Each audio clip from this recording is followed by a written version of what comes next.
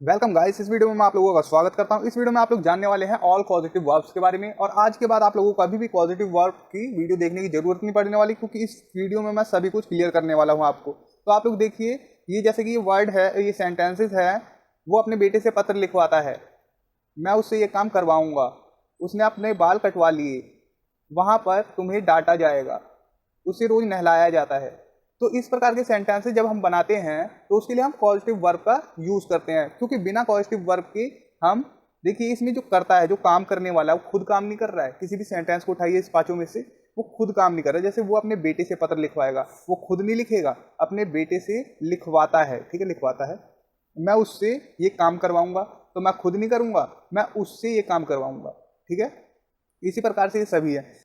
जो सबसे ज्यादा कंफ्यूजन होती है वो होती है गेट, मेक और हैव में। ठीक है, तो इन सभी कंफ्यूजन को इस वीडियो में मैं दूर कर दूंगा। तो आप लोग देख रहे हैं डेली इंग्लिश फॉर ऑल, और मैं हूं एके। देखिए, मेक, मेक का यूज करते हैं हम टू फोर्स, जोर देकर काम करवाने के लिए। देखिए, गेट, गेट का यूज हम कब करते हैं? राजी करके या मनाकर काम करवाना है। ठीक है, किसी को झांसे में लेकर काम करवाना है या राजी करके। जबकि हैज, हैव, ये तो अकॉर्डिंग टू टेंस आएगा। हैज, हैव या हैड का यूज कर सकते हैं। टू पे समवन, किसी को कीमत चुकाकर कोई काम करवाना। टू गिव रिस्पॉन्सिबिलिटी, किसी को कोई जिम्मेदारी सौंपना। या फिर to give instruction to do something, किसी को कुछ निर्देश देना ये करने के लिए। ठीक है, कुछ भी करने के लिए कोई निर्देश देना। तो हम हैज, हैव या हैड का यूज करते हैं, अकॉर्डिंग टू टेंस करेंगे। ठीक, देखिए, लेट का यूज करते हैं to allow someone to do something, किसी को कुछ करने की इजाजत देना। ठीक है, लेट का यूज करेंगे। और हेल्प का यूज तो बहुत ही ईजी है, to help someone to do something. ठीक है, किसी की मदद करने के लिए। देखिए, एक्टिव जो रूल है वो है सब्जेक्ट, उसके बाद हम मेक लगाएंगे या हैव लगाएंगे या लेट लगाएंगे या हेल्प लगाएंगे। ठीक है, उसके बाद डूअर, डूअर कौन है? डूअर मैं हो सकता हूँ, आप हो सकते हैं। डूअर मतलब काम करने वाला, जो ये काम करेगा उसे लगाएंगे। तो वो मैं हो सकता हूँ, आप हो सकते हैं, या वह हो सकता है, कोई थर्ड पर्सन हो सकता है। ठीक है, राम हो सकता है, शाम हो सकता है, कोई भी हो सकता है। उसके बाद वर्ब की फर्स्ट फॉर्म, उसके बाद ऑब्जेक्ट। जैसे कि एग्जांपल है, मैं उससे ये काम करवाऊंगा। तो ये जाहिर सी बात है, ये फ्यूचर का सेंटेंस है। तो हम इसे बना सकते हैं, आई will make him do this work, I will have him do this work. ठीक, दो प्रकार से बन गया। एक तो मेक से बना लिया हमने ये सेंटेंस, सेकंड हमने बनाया हैव से। अब देखिए, अगर हम ये एक्टिव केस में हम गेट का यूज करते हैं। देखिए, subject plus gate plus doer, doer कौन है? मैं, आप, राम, शाम, कोई भी हो सकता है। ठीक है, उसके बाद टू लगाएंगे, उसके बाद वर्ब की फर्स्ट फॉर्म, उसके बाद ऑब्जेक्ट। देखिए, I will get him to do this work, to convince. ठीक, तो यहां पर हमने देखो तीनों का यूज कर लिया, यहां पर मेक का यूज कर लिया, और तीनों में से कोई भी गलत नहीं है, तीनों सेंटेंसेस करेक्ट है। ठीक है, मैं उससे ये काम करवाऊंगा, आप, I will make him do this work, I will have him do this work, या फिर I will get him to do this work. तीनों ही एकदम करेक्ट सेंटेंस है। एक्टिव में जब पॉजिटिव वर्ब आप यूज करेंगे, मेक, हैव या गेट का, तो इसी प्रकार से यूज होगा। अब देखिए, इनमें अंतर क्या है? अंतर तो बोलने में तो साफ नहीं हो रहा। ठीक है, हिंदी में तो हमें नहीं अंतर पता चल रहा, हम तो सीधा बोल रहे हैं, मैं उससे ये काम करवाऊंगा। ठीक, लेकिन जब हम मेक का यूज कर रहे हैं तो यहाँ पर फोर्स की बात हो रही है। ठीक है, हम कुछ फोर्स करके उससे ये काम करवाएंगे। जैसे मैं उससे ये काम करवाऊंगा, हो सकता है कुछ फोर्स करूंगा उसे, तो वो ये काम कर दे। ठीक, I will make him do this work, मतलब मैं उसे या तो इसकी कीमत चुकाऊंगा, या फिर वो मेरे से छोटा है, मेरे से जूनियर है, या फिर मैं उसे कोई जिम्मेदारी दूंगा, वो मेरे को समझता है, इंस्ट्रक्शन दूंगा उसे, वो चीज कर देगा। इस सेंस में हम यूज करते हैं हैव का, हैव, हैज या हैड का, अकॉर्डिंग टू टेंस। अब देखिए, गेट का यूज कब करते हैं? गेट का यूज करते हैं कन्विंस करने के लिए, किसी को समझाकर, बुझाकर या मनाकर कोई काम करवा लेना। ठीक, तो आप तीनों में से किसी का भी यूज करें, according to your sentence, according to your situation. ठीक है, इसमें कोई कंफ्यूजन नहीं है कि इसका यूज यहाँ मेक का ही यूज होगा, गेट का नहीं होगा, या हैव का नहीं होगा। तीनों का यूज कर सकते हैं आप एक दूसरे की जगह, अकॉर्डिंग टू सेंटेंस। वो अपने बेटे से पत्र लिख पाता है, he has his son write a letter. ठीक है, ही हैज क्यों आया? मैंने बोला अकॉर्डिंग टू सेंटेंस। तो ये कौन सा सेंटेंस है? ये प्रेजेंट में है, तो यहाँ पर हैज का यूज करेंगे, ही के साथ हैज। ठीक है, टू पे समवन टू डू समथिंग। ठीक, मतलब कि वो अपने बेटे से पत्र लिखवाता, तो यहाँ पे समवन की तो बात है नहीं कि वो अपने बेटे को कीमत तो नहीं चुकाएगा या रिस्पॉन्सिबिलिटी तो नहीं देगा कि, लेकिन इंस्ट्रक्शन दे सकता है, निर्देश दे सकता है कि बेटा ये पत्र लिख दो। ठीक है, वो अपने पत्र से वो अपने बेटे से पत्र लिखवाता है, वो इंस्ट्रक्शन तो दे सकता है। अगर वो बाप है तो वो इंस्ट्रक्शन दे सकता है he has his son write a letter, ठीक, he gets his son to write a letter, वो कन्विंस भी कर सकता है अपने बेटे को, ठीक है, कि बेटा ये काम कर दो, मैं तुम्हें चॉकलेट दूंगा, या कुछ भी किसी प्रकार से उसे कन्विंस कर सकता है। He gets his son to write a letter, इस प्रकार से करेंगे। लेकिन इनमें अंतर क्या है देख लीजिए, यहाँ पर जब हम गेट्स का यूज कर रहे हैं, एस इसलिए लगा क्योंकि ये प्रेजेंट का सेंटेंस है, ठीक है, और एक्टिव वॉइस है ये। यहाँ पर देखिए वर्ब की फर्स्ट फॉर्म से पहले हम टू का यूज कर रहे हैं जब हम गेट का यूज कर रहे हैं, ठीक है, लेकिन जब हम हैज का यूज कर रहे हैं तो कोई भी टू नहीं लगा रहे, हम डायरेक्ट वर्ब लगा रहे हैं, वर्ब की फर्स्ट फॉर्म। ओके, इतना आप लोगों को ध्यान देना है, और रूल में आप लोग रूल देखिए, उसमें समझ जाएंगे आप, ठीक है। He makes his son write a letter to force, ठीक है, अगर तू नहीं करेगा तो मैं तुझे कुछ ऐसा करूंगा कि तू करेगा, ठीक है, टू फोर्स, कुछ ऐसा करूंगा कि तू करेगा, या तेरे को डरा के कराऊंगा, या चाहे किसी भी तरीके से कराऊंगा, ठीक है। He makes his son write a letter, ठीक है, मेक्स फोर्स करके, धमका के, फोर्स करके, जोर डालकर, कि नहीं लिख, ठीक है, इस प्रकार से वो अपने बेटे से पत्र लिखवाता है, इस सेंस में यूज करते हैं। लेकिन एक और चीज यहाँ बताता चलूँ, जो स्पोकन इंग्लिश में मेक का बहुत ज्यादा यूज हो रहा है, ये मैटर नहीं करता कि आप फोर्स कर रहे हैं या क्या कर रहे हैं, स्पोकन में बहुत ज्यादा ये यूज किया जाता है मेक का, चाहे फोर्स हो या ना हो, ठीक है। अभी आपको और एग्जाम्पल देता हूँ, आप लोग समझेंगे। मैं अपना मोबाइल किशोर से ठीक करवाऊंगा, I will have Kishore repair my mobile. तो यहाँ पर देखिए हमने विल हैव का यूज किया, क्योंकि कौन सा सेंटेंस है, फ्यूचर का है ना, तो विल, उसके बाद हमने हैव लगाया, क्योंकि देखिए किशोर जो है, अगर मैं मोबाइल ठीक करवाऊंगा, मैं अपना मोबाइल ठीक करवाऊंगा, तो पैसे तो लेगा, उसकी कीमत तो चुकानी पड़ेगी, या फिर मैं उसे झांसे में फंसा लूंगा।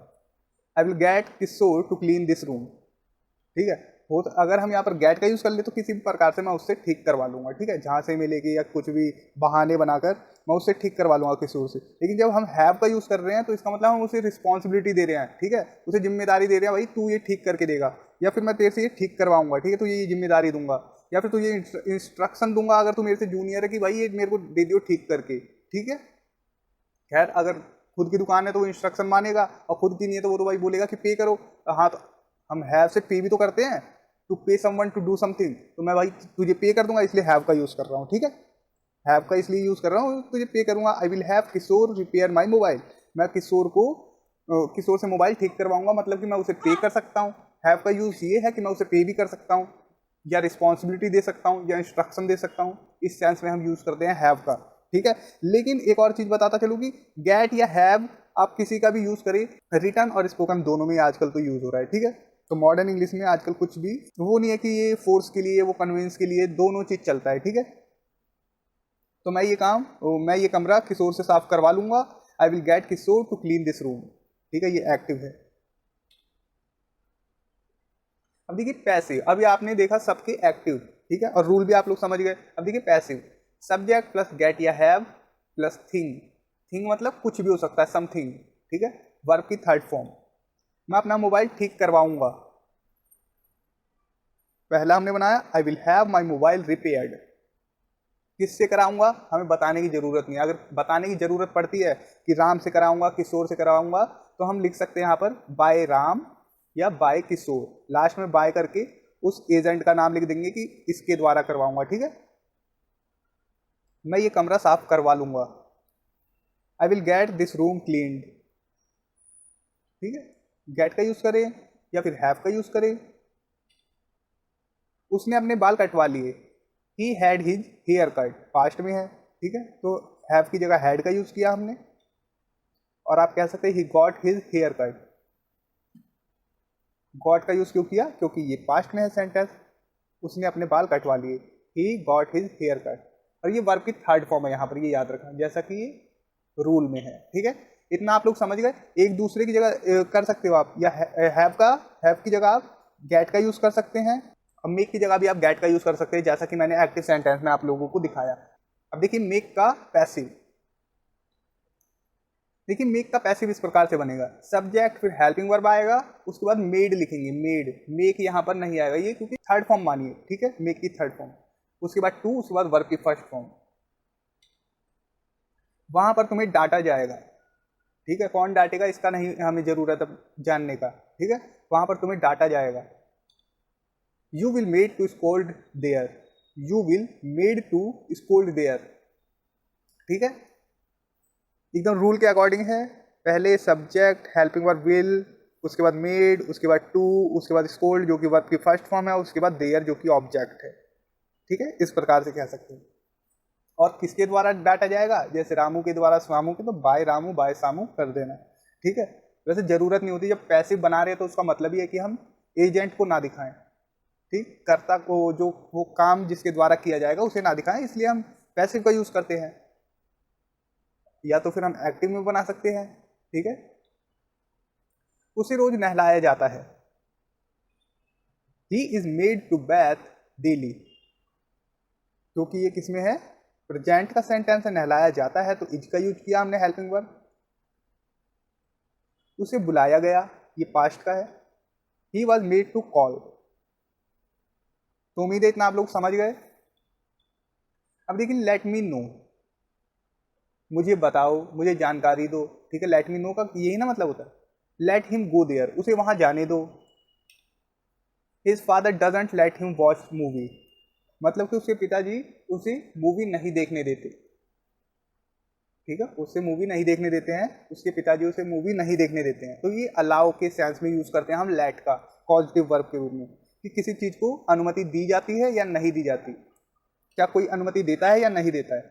देखिए, I will not let you do this, मैं तुम्हें ऐसा करने की या ये करने की इजाजत नहीं देता हूं, या मैं ऐसा नहीं करने दूंगा, इसका मतलब है। ठीक, he did not let me go there, वो मुझे वहां नहीं जाने दिया, या वो मेरे को वहां नहीं जाने दिया। ठीक है, देखिए, मैं कमरा साफ करने में आपकी मदद करूंगा, अब ये हेल्प का यूज है। बहुत ही सिंपल स्ट्रक्चर है, इसमें कोई दो राय तो है नहीं। देखिए, सब्जेक्ट हेल्पिंग वर्ब आएगा अकॉर्डिंग टू टेंस। हेल्प का यूज आप जानते होंगे, हेल्प तो बहुत ईजी है। I will help you clean the room. ठीक, I will help you to clean the room.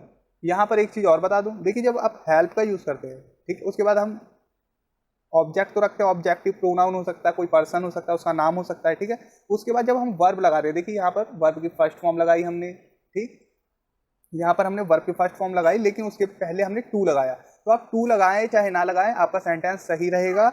ऐसा कोई भी रूल नहीं है कि टू लगेगा या नहीं लगेगा हेल्प वाले सेंटेंसेस में। ठीक है, तो आप लगाएं चाहे ना लगाएं, आपकी मर्जी है, सेंटेंस एकदम दोनों करेक्ट हैं।